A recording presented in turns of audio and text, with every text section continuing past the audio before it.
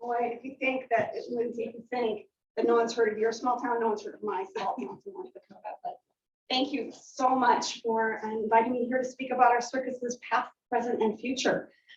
Before I get into that, let me just highlight for you the 4 collections we have under my care here, especially here, there at ISU Special Collections. We have a rare and fine book collection. Our oldest book dates from the 1430s. Crazy, crazy cool. We have an Abraham Lincoln collection. Being the land of Lincoln, it makes sense that we have that collection.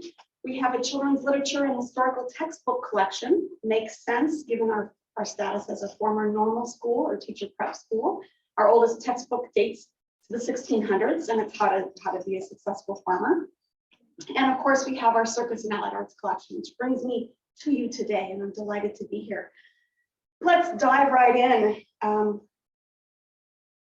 to figure out why Bloomington was such a big deal in circus. And I'm going to start with this Pulitzer Prize winning author's quote. He wrote in this book, Center Ring, in 1956. He said, with the possible exception of Sarasota, Florida, Bloomington has contributed as much to the glamour of circuses as any other town in the world. Yeah. How did it all start? Well, for that, we have to go back to this church. It's on the intersection of Washington and East Street on the west side. When the congregation left this church for a bigger building, the nephew of Jesse Fell took the opportunity to open the community's first dedicated gymnasium in town. The year was around 1869. And Jesse's nephew's name, who's Jesse Fell, by the way? You guys know Jesse Fell? I like to call him the most overlooked man in American history because he was the guy who convinced a young attorney, Abraham Lincoln, to run for president. So as I like to tell my students at ISU, where would we be without Jesse Fell? He founded the university and he convinced the man to save the Union, to run for president, and the man who saved the Union. So his nephew's name was I.P. Fell, or as I like to call him, I Fell. I Fell's gym had a lot of workout gear in it. He had parallel bars, he had rings, a vault, mats for acrobatics, juggling cups, and a trapeze. Now, trapeze had been an exercise apparatus for years until this guy, and you guys know him, you may not recognize it, but Jules Leotard. Yeah, he's the guy who gave us the name for that tight-fitting outfit that gymnasts still wear today. He is the guy credited with inventing the trapeze as a performance apparatus in 1858. And he did that at Cirque Napoleon in Paris, France. He performed over water initially and swung from bar to bar, astonishing crowds and amazing them, earning a reported weekly salary in today's dollars of $5,000. Who wouldn't want that? I would want that. He did that because aerialists were the stars of circus at the time. But let me get back to Fell's gym. Men and boys paid dues to belong to this gym, and once each year, IFL opened the doors for a public exhibition of talent. 2 brothers, teenagers at the time, Fred and Howard Green, belonged to the gym, and in 1870, they gave a performance on this newfangled thing called a trapeze. While the local newspapers, the Daily Pantograph, the Daily Leader, they touted the children's abilities, saying they were every bit as good as professional troopers. Shoot, that's all the boys needed to hear. Forget school, we're gonna go out and troop. Why was that such a big deal? Let me remind you, circus was the #1 form of entertainment at the time. Movies weren't a thing yet. Broadway was, but not a lot of people made it to New York City. Circuses were huge. They traveled the country. They came pretty close to you. You didn't have to go far to see them. And the stars in the circus, the performers, were every bit as popular as celebrity couples are today. In fact, we had researchers come to Special Collections, and one did her research on determining who the first celebrity couple was in the world. It was a circus performer. You all know him as well, Tom Thumb and his wife, Lavinia Warren. In Special Collections, I don't have a slide of it, but we have the wedding shoes of Lavinia Warren, which is itty bitty, amazing. So when the Green brothers read about their talent, they left school to troop under the white campus tops of Circus. known as the Levans. At the end of every season, they came back to town, this town. They weren't very good initially, but they were tenacious.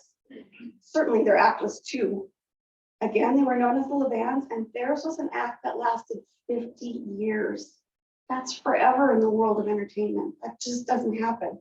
But they were in demand for just over 50 years. And they came back here to Bloomington. Why Bloomington? Cheaper than St. Louis and Chicago, and wonderful rail service to get to wherever they needed to go. Flash forward with me to the early 1900s, and you meet a brother and sister act, the Wards, Eddie and Jenny Ward. They built a barn at 1201 East Emerson. That's where the Grand Hotel used to stand. How many remember the Grand Hotel? I know John's like, chicken. Yes, I wish I would have had that chicken. The barn was behind that house known as the Grand Hotel, and that barn became a factory producing aerial talent that was then booked wherever circuses were playing. Their star pupils were the Flying Kinsellos, the third picture in this screen, featuring the first female to ever complete the killer trick. Now, what's the killer trick? It's the triple somersault. The flyer leaves the pedestal board, goes up, takes a swing, 1, 2, 3 revolutions before they're caught by the catcher, who then returns them eventually to that fly bar and back to the pedestal board. It's known as the killer trick because it killed more people than who actually completed it. And she was the first girl to do so. Wonderful. Her husband, Arthur M. Kinsella, was only the 4th man in the world to complete that trick. And he's the one who taught her how to do that.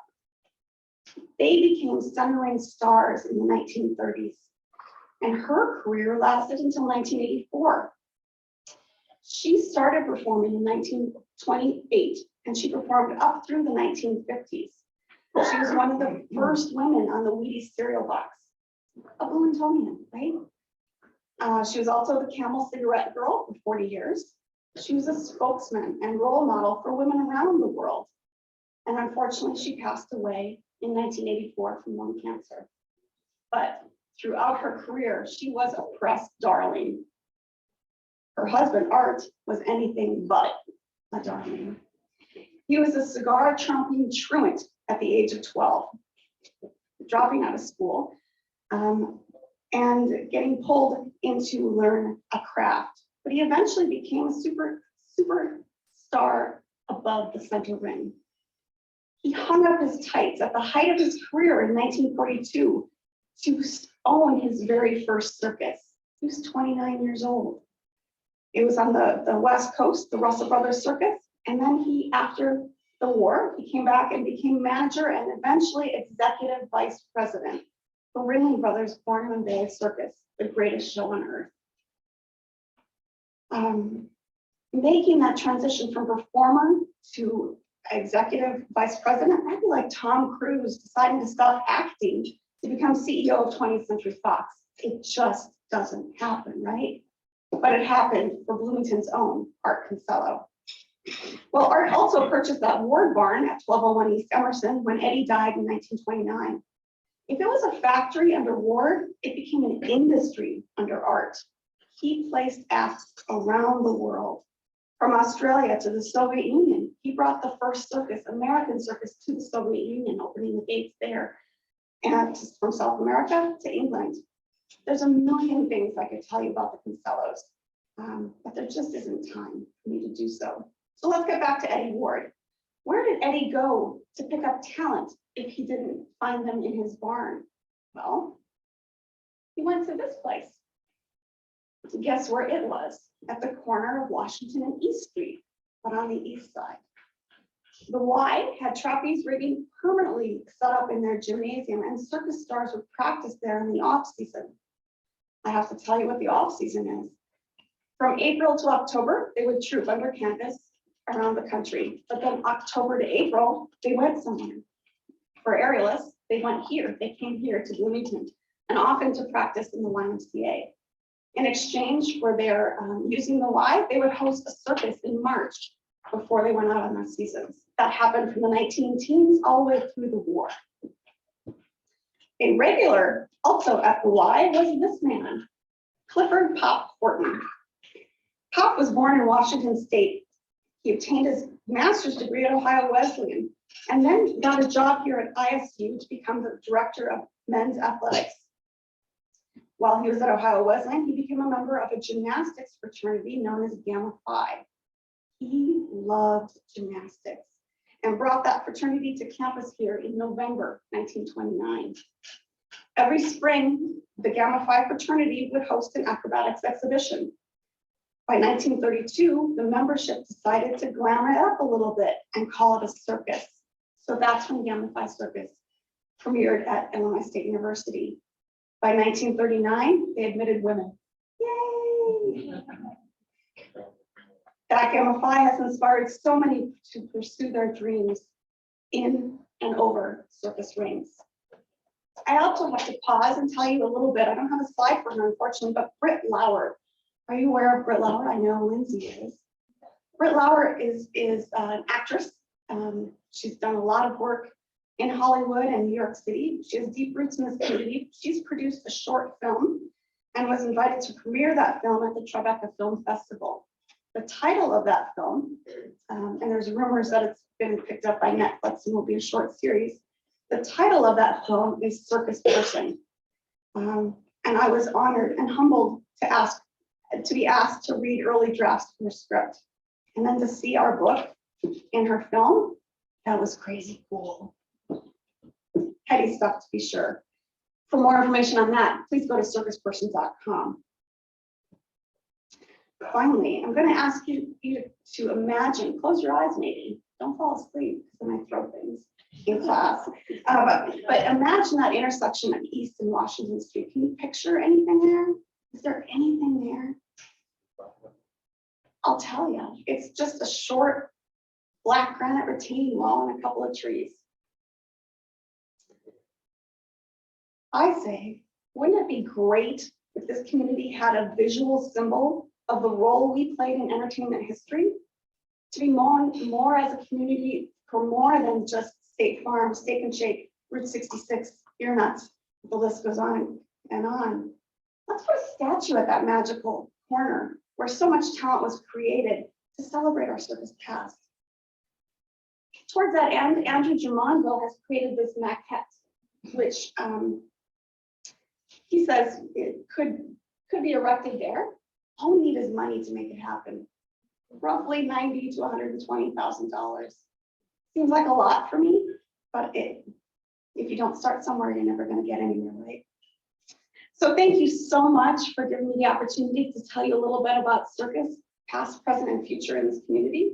I love bringing history to life through the prism of circus. Please reach out one way or the other. I left my cards sprinkled on the tabletops. If you have questions, I'd love to hear them now or later. Yes, sir. Corner of Washington and East. Yes. Are you talking about the southeast corner that's a parking lot now? Yes. Yep. Yep. Withers Library was Yep. across the street. Exactly. What was before, the old Bloomington Federal Savings Bond? What was on the other corner? And State Farm, of course, is on the other corner. Right. And then the other corner was that old church where the first gymnasium was. Oh, really? Yes. On the I southwest corner? Yep. Mhm. Where the city, Right. I call it Bloomington Federal Savings Bond, that's Yeah. 40 years ago, yeah, okay. Yeah. That's where that was. Yeah. Yep. It's that magical place, Yeah. right? Yeah. Built the same. Good. Ah, I'm with you. Any other questions? Thank you so very much.